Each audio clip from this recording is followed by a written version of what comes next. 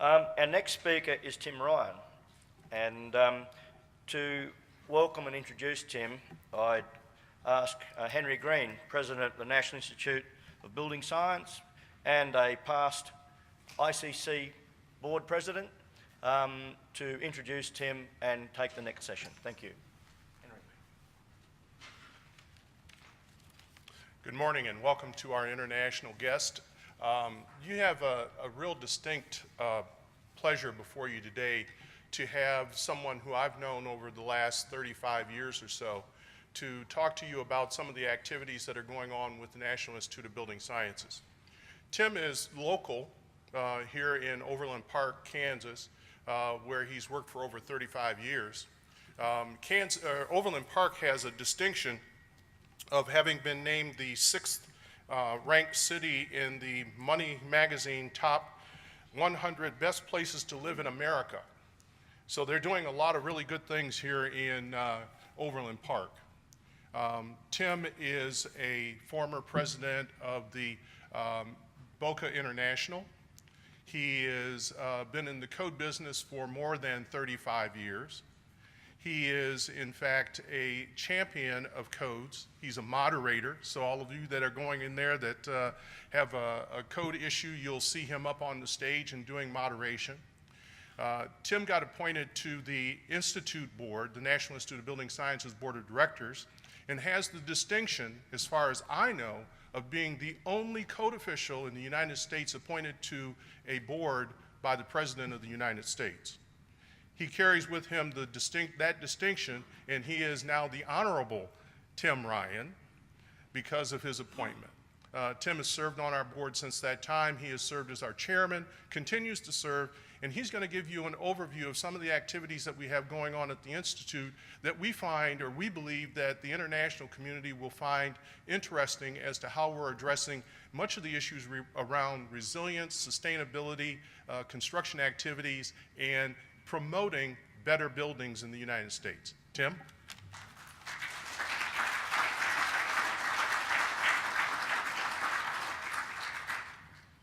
Thank you, Henry. It's an honor to be here.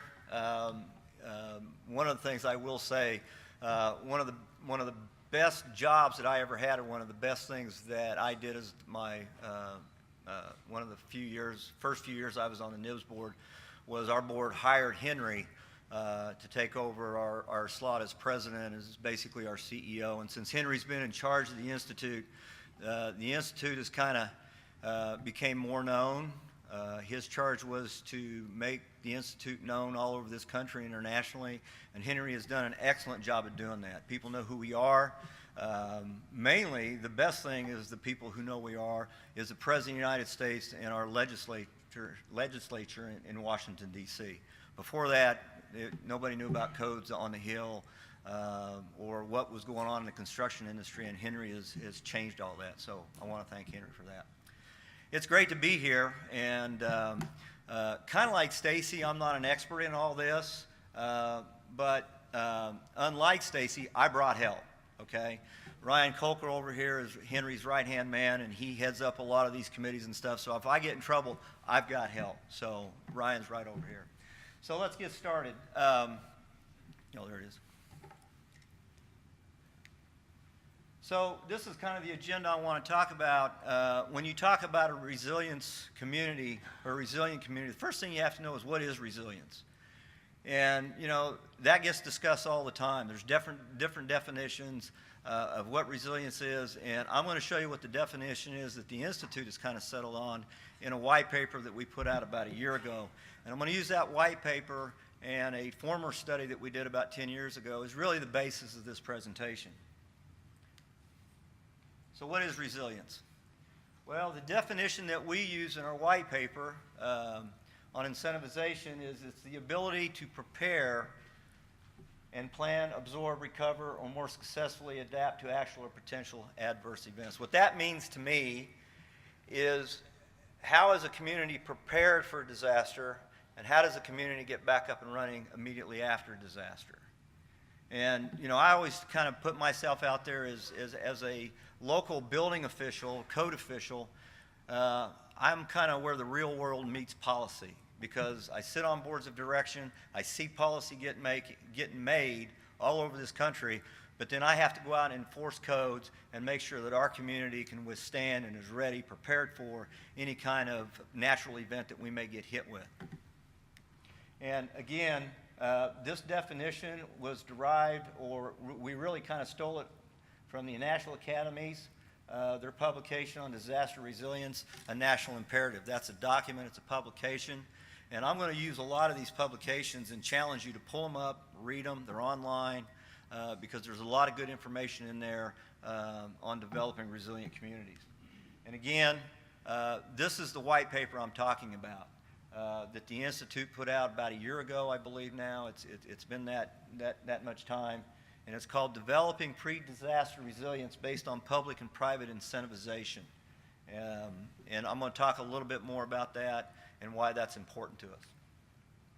So some of this information you've heard of, you know of.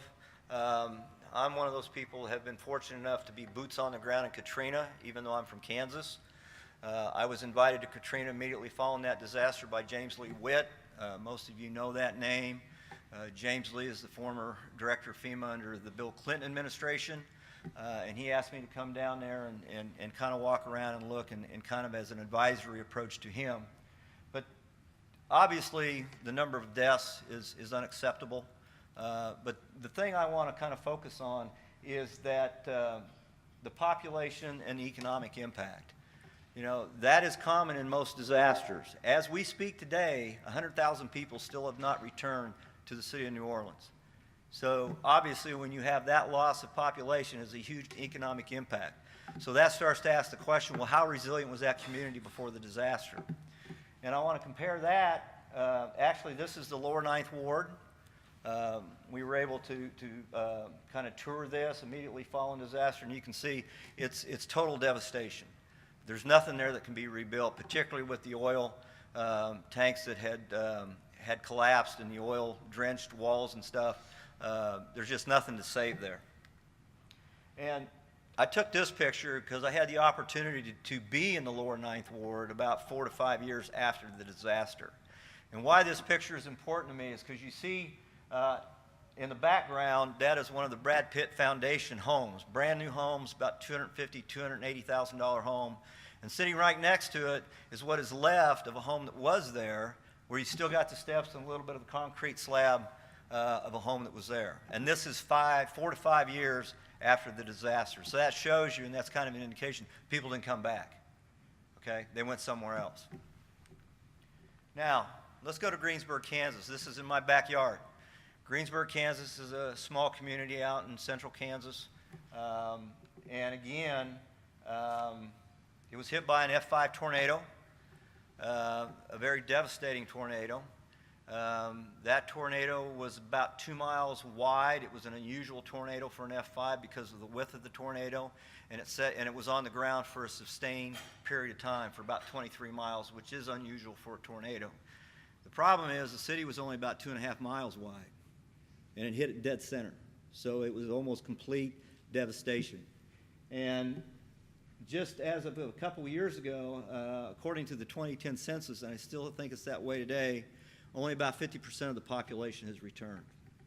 Now, what was interesting about this community was that the governor of Kansas at the time convinced everybody, when you build this city back, we want to build back green. We want to be energy efficient, you know, the whole thing, the whole green concept. They brought architects, engineers to design the buildings, design the houses. Great idea. The one thing they didn't count on was the demographics of that city, is that the people that lived there couldn't afford to rebuild to a $250,000 to $300,000 home.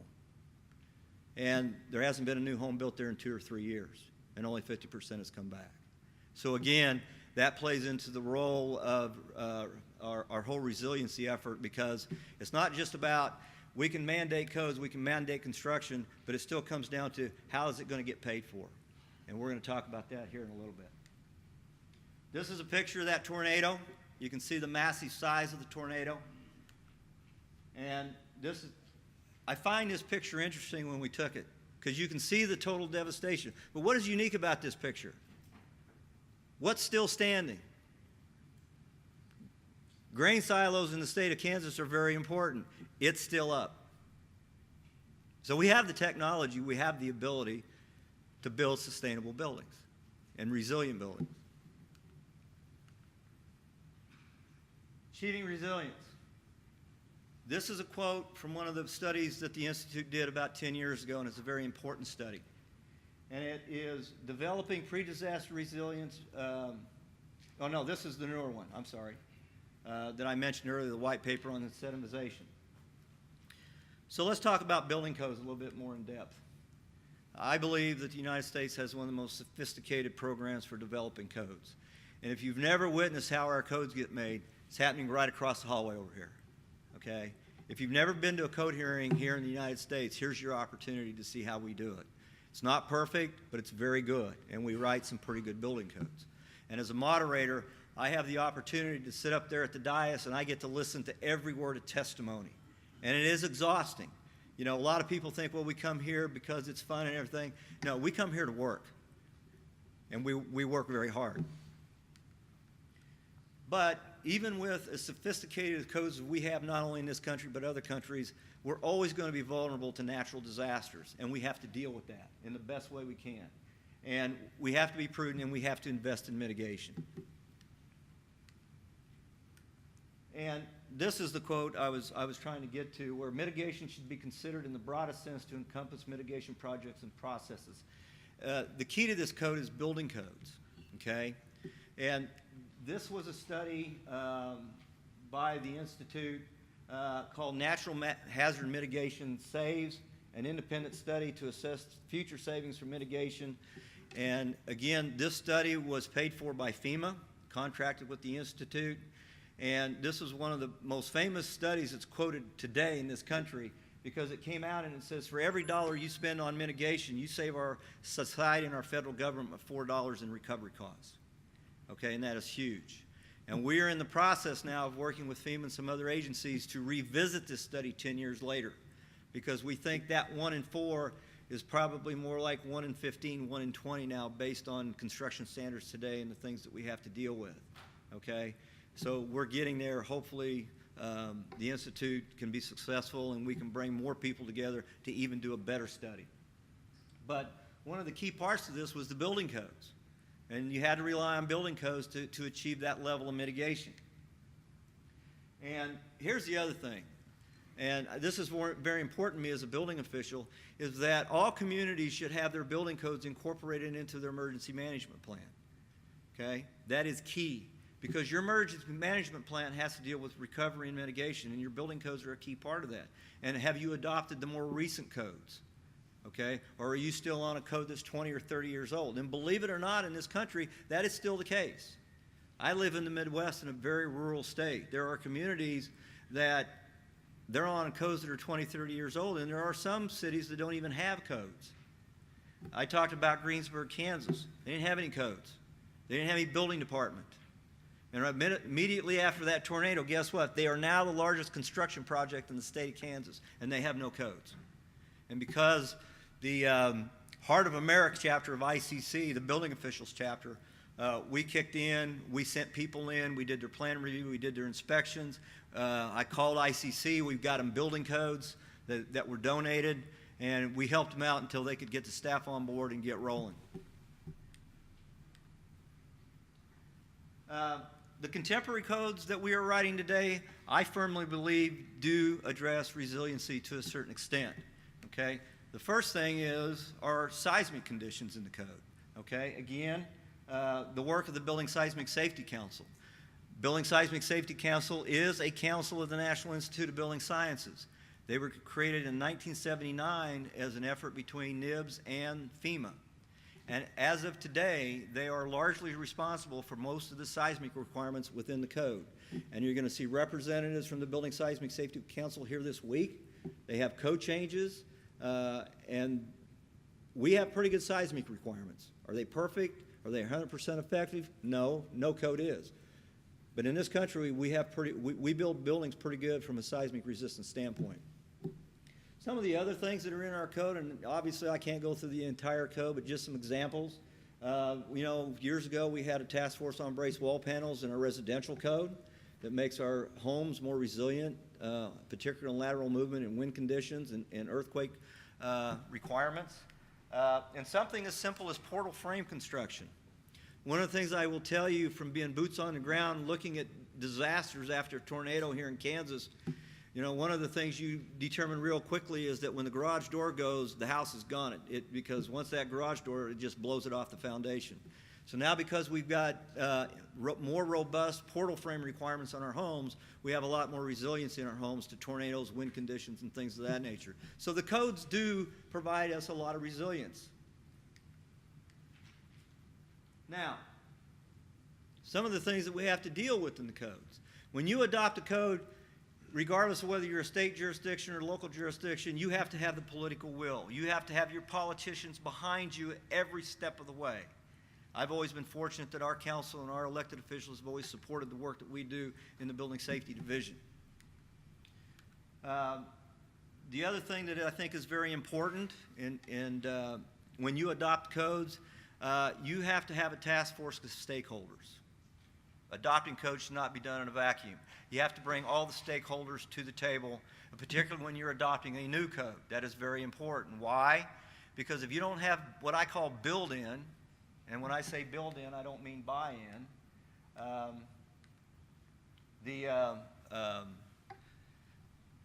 buy-in means you've already made the decision and you're trying to convince people of your way of thinking. Build-in means they were part of the decision-making process, okay? They were part of it. They're familiar with it. And so they're going to support what you're doing a lot easier than sitting there knowing they don't agree with what you're doing, trying to convince them, yeah, this is a good idea. So I call it more build-in versus buy-in. But these are some of the things that I think is important. Stay current with the adoption of the codes. Now, ICC will tell you should adopt the most recent code every time. Okay? Again, real world, we know that doesn't happen. Okay? Real world, you should at least try to stay within 2 to 3 cycles, okay? Because we have the latest technology. The other problem as a codes administrator, if you get too far behind, the training curve is almost impossible. Our codes are changing very rapidly. And if you get too far behind the curve, you just can't get the training. It's too costly to get the training. It's too hard to catch up. So I think if you stay within 2 to 3 cycles, you're probably in pretty good shape. Now, what about amendments? Everybody wants to talk about amendments. And again, the standard is, well, you shouldn't amend the code. Well, again, that's not realistic. But you can't just amend the code to be amending the code, okay? And again, remember, it is a model code. It is not a one-size-fits-all code, okay? You have to make that code fit your community. And as hard as we try here at the code hearings, it doesn't always work that way when you get down to getting the code adopted and getting what your community feels that it needs. The other part is when you do amendments, you have to make sure that those amendments are supported by some sort of data, some sort of science. There's one thing the National Institute of Building Science is very keen on, is that we think codes should be based on data, should be based on science, not just because some community thought it was a good idea. Because you may think it's a good idea, but it may not be a good idea for me in Overland Park. Or lack of data. What do I mean by lack of data? Well, we know that some things do get in the code that for whatever reason there wasn't a lot of data. It might have been at 10 o'clock at night and there was only 5 people in the room voting. That's the way it works. That's the nature of the beast. So you have to research. And if there wasn't a lot of data and you're getting pushback from your politicians, you may not want to adopt that provision of the code. And that's okay. Okay? That's the way it works. You heard Jeff say this. In my world, this is probably the most important aspect of what we do. You know, people come here, they write codes, they battle, they cuss, they discuss, they negotiate, and at the end of the day, we think we've written a code and we all go home, right? That's the easy part. But now you've got to get it adopted in the communities, and once you get it adopted, you got to make sure you have the workforce to enforce it. And every day I come to work, I got over 3,000 pages of requirements I'm required to enforce. Now I want you to think about that for a minute. You think that's easy? Okay? And there's some things that you're not going to enforce. You got to take your best shot, do the best you can, and keep going down the road. And I've always believed that natural disasters are the best quality control a building official has. If you didn't do your job and you have a natural disaster, you will be found out. You think of Dade County, Florida, and think of what we discovered down there about the lack of enforcement requirements and things of that nature. And because of that, Florida changed their whole process on adopting codes and their enforcement process. Again, enforcement, you got to have the backing. You got to have politicians and hire staff that is going to back you on what you're doing. Proper resources. This is the biggest thing building departments are faced with today, particularly since the recession in 2009. You know, I got a city manager who's very conservative. I'm back to 2005 construction levels, and I got 10 less people to deal with it. The only way I survive is I've got a very tenured staff. I got people who've been with me for 30 years. So they know what to look for, they know what to do, and they can get through the process quicker. Education and training. That's a key. And this is one that we continually talk about at the Institute, is what do we do with existing buildings? New buildings is easy, but how do you deal with existing buildings? You know, have you adopted the existing buildings code? Is your rules and regulations within your community supportive of giving incentives to owners to upgrade their buildings? The existing building codes basically said, well, if you're doing an upgrade for seismic, there's no other triggers. You're not going to trigger anything else like sprinkler systems. You get a pass on that. So now I want to go to talk about incentives. I got a few slides left. What are some of the concerns that we run into? Well, model codes are still minimum. They're still minimum. They're considered minimum. When we adopt, we get opposition. And sometimes the opposition wins when you get the code adopted. We got political intervention. We got cost increases to rebuild following a disaster. If you don't have the proper insurance policy, you can't afford to build that building back like it was because of the new codes that you have to deal with now. Okay?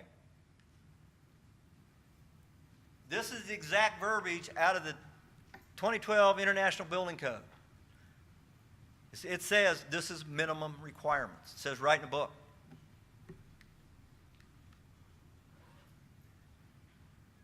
So our white paper on incentivization takes into account that there is a reluctance to continue to fund reconstruction after disaster by the feds and the states. So we need a new approach. Okay? And I'm not going to read this whole thing. This comes directly out of the white paper. It has to be holistic. You cannot rely totally on mandatory codes. It doesn't work. Because if you go above code, and we're going to talk about that, who's going to pay for it? Because the politicians, as soon as there's a line there that says, well, if you go above code, it's going to increase the cost of construction of a single-family home by 30 or 40%, politicians are not going to adopt it. So there has to be a different way. And now I'm going to talk a little bit about our white paper. It was created by our Multi-Hazard Mitigation Council in conjunction with our C-Fire Council. C-Fire stands for our council on insurance, insurance, real estate. Did I get them all? Finance, insurance, and real estate. Okay? We are drawing in the insurance companies and the financial institutions, which have a big piece of this. And they are starting to learn about all of this stuff. Okay? Before insurance companies, they'll pretty much cover anything after disaster. Okay? They can play a big part in this. Basically, if you read the summary of that paper, it gives you supporting resilience falls into 7 categories. And develop technical support, develop supporting insurance, loan, and investment processes, develop community-based incentives, develop programs tailored to utilities, enhance building codes based on political will or willingness of public to pay for a higher level of security, develop incentives programs, and support incentivizing activities with tax incentives. I'm not going to go over all these. Obviously, being a building code person, guess which one I'm going to talk about. Okay? This played a big part in May 10th. The Institute was, we created, or working with the White House, we were able to get a session on resiliency, and our champion on this was Judge Alice Hill. And she is the advisor for preparedness and resilience to the assistant to the president for Homeland Security and Counterterrorism, National Security Council staff and whatnot. She has been our champion on this. And some of you, I see faces that were in that session. There's about 250. The Institute moderated it, and we heard a lot of things come out of that. And obviously I don't have time to go all that. But let me tell you about the two things that touch base with me. A lot of discussion about above code. Now, we've heard about above code in energy and green, right? What about above code in everything else we do? Okay, the mayor of Moore, Oklahoma was there. Moore, Oklahoma has been hit with tornadoes 23 times since the late 1800s, 5 times in the last 5 years. They're getting tired of getting hit. Okay, according to the building code, their wind resistant requirements is 90 miles an hour. They upped it to 136. They are designing to withstand F1, F2 tornadoes. That's their goal.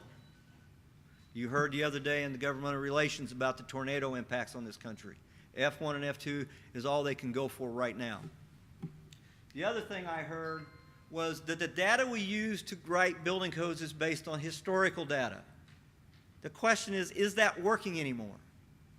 And should we now base it more on things like climate change? In other words, almost having a sixth sense of what may happen in the future, not what happened in the past. And how do you do that? Well, that's the key, is how do we do that? So what do we need to do going forward? Resiliency has to be embedded in the very fabric of our community development process.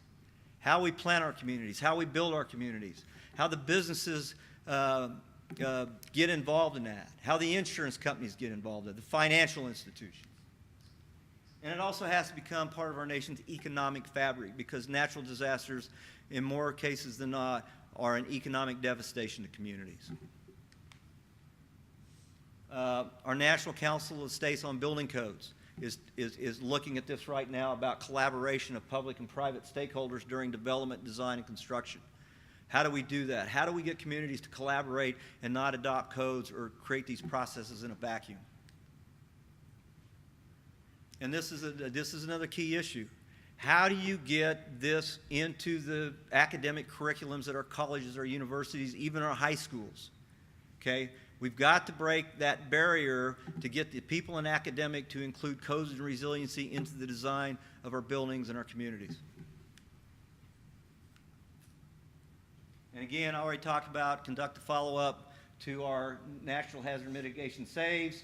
And again, our white paper was just the first step. Now we've got to hang some bones on the skeleton. We've got to start building it. We've got to start teeing off on that white paper going forward. And continue to develop, adopt, and enforce contemporary codes and standards. Thank you. Any questions?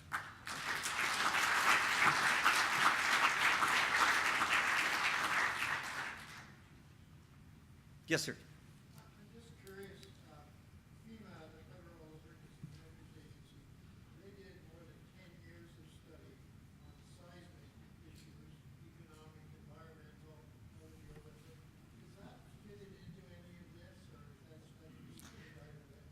Well, and Ryan could correct me, I would have to think that it is, and the reason why is because FEMA is the major player in our Building Seismic Safety Council. They are the ones that help fund it.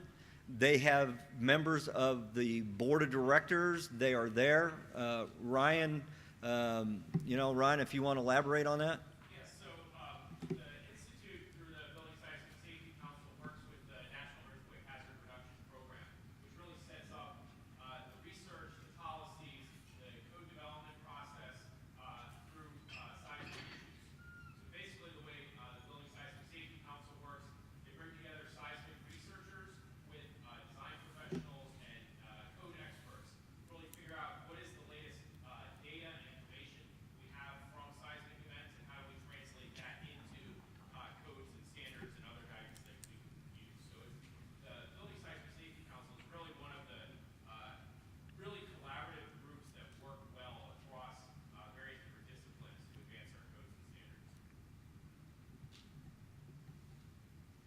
One of the things I hope I did is entice you to go to our website and pull these documents up. The white paper on incentivization is about 62 pages. There's a lot of information, a lot more information than what I'm giving you here today. And also our hazard mitigation saves report is in there. And feel free to look at what all of our councils are doing. We've got a BTEC council.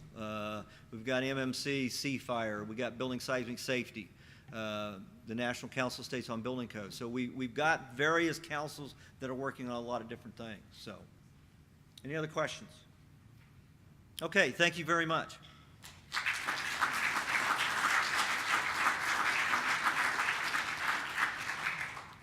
Thank you very much for that, Tim.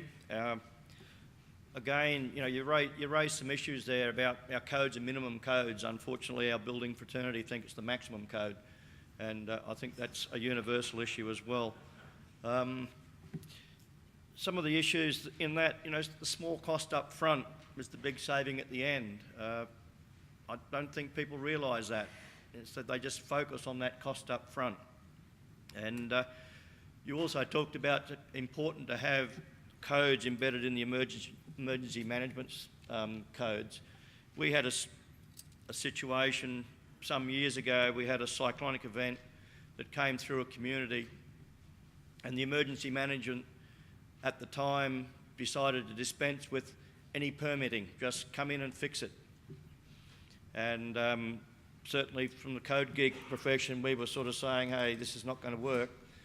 Lo and behold, 4 years later, they had another cyclonic event, and all the roofs they put on were still intact, except they were attached to the rafters and about 3 blocks away. Because they looked at the immediate problem, they didn't look at the deeper problems, the effect on the existing fasteners that had been weakened by that wind event. So that they learned a lesson from that, and now there is permitting required for any restoration work. And I think we're seeing around the world currently the increase in large events. You know, in Australia we've been seeing 1 in 50s, now we're seeing 1 in 100s, and we've just had a flooding event in one community that was a 1 in 500 event. And I think we're seeing that here in the US with some of the emerging issues you have in the country that, you know, and the resiliency in our codes, certainly when we rebuild, has to be there. And you talk about the economic devastation. My colleague Nick from New Zealand with the Christchurch earthquake several years ago, and the impact on that community is just tremendous.